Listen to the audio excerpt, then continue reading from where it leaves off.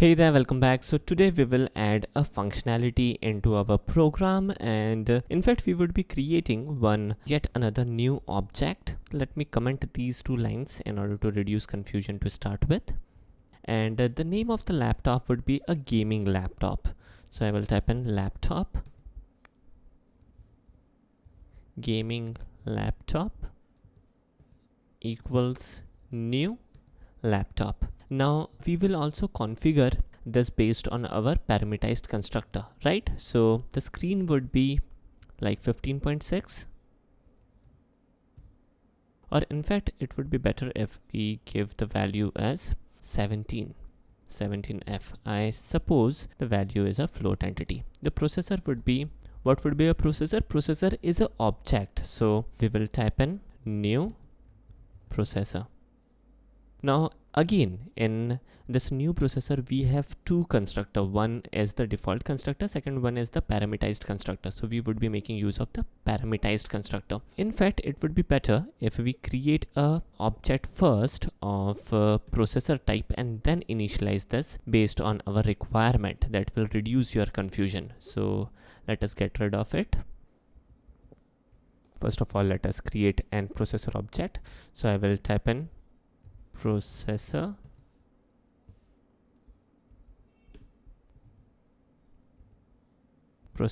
equals new processor based on the parameterized constructor. Brand would be Intel, series is 7200U, and this is a string entity. Generation as 7th generation. Number of cores 4. Number of threads are 4 again. Cache memory as maybe 6 MB, as this is a gaming laptop. Let me hit enter in order to show you and give you a better visibility. Then what next? Nothing next, right? So frequency could be like by default 2.5 gigahertz. Minimum frequency again 2.5 gigahertz. Then maximum frequency could be like 3.1 GHz. So this looks cool. And then semicolon. All right, so now we have a object of processor type. So likewise we would be creating a yet another object of graphics card type.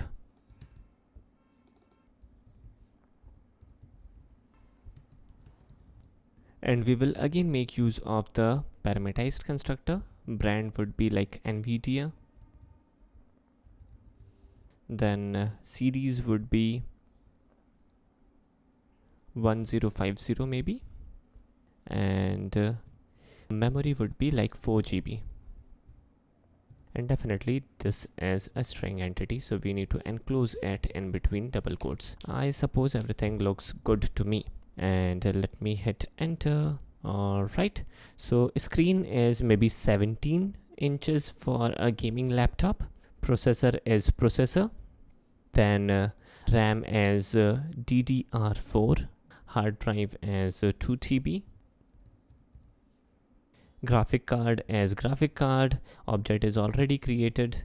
Then optical drive as maybe null for this, because no optical drive is present in a gaming laptop, I suppose.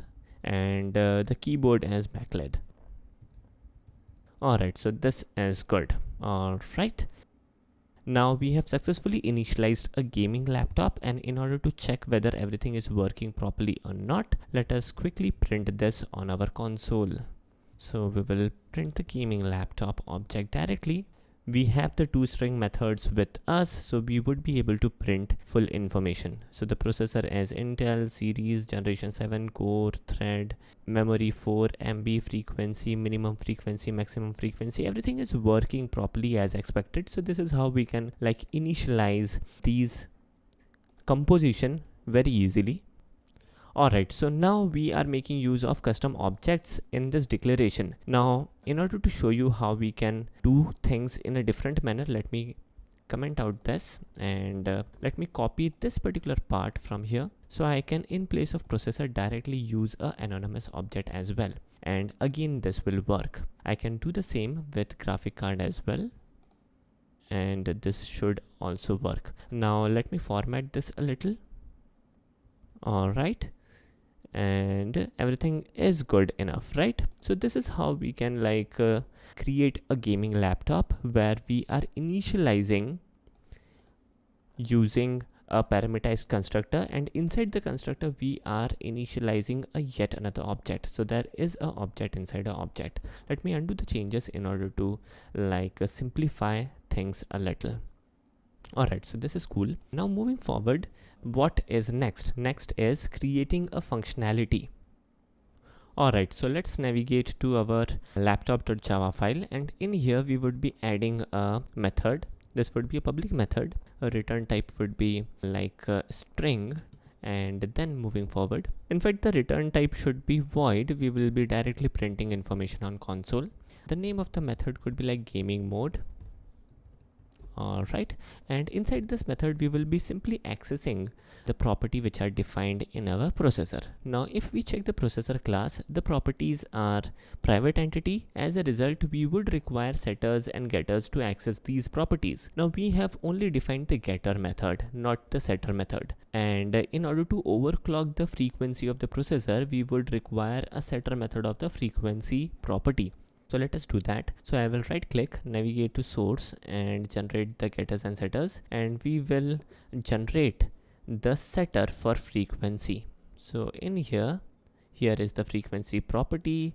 Let us generate the setter for it. Alright, so this is cool. Alright, and in here we will make use of the processor object dot set frequency, and we will set the frequency to, for example, maximum frequency. Now we need to access the maximum frequency value from this processor object again, and we have the getter method, right? So what we will do, we will call in the getter method directly inside this method call. So we will again type in processor dot get max frequency, and our work would be done. So we are accessing the object, and we are retrieving the information which is there in the object twice. First of all, we are accessing the object in order to set the frequency, right? And as soon as we are calling in this method, we are in need of accessing the max frequency of the processor. So again, we are accessing the object and calling in the get max frequency method, and our work would be done. Alright, so as soon as our process is done, we can return a message success, or we can directly print on the console. Now directly printing on the console will not be a good idea. Let us return the message, and the message would be success.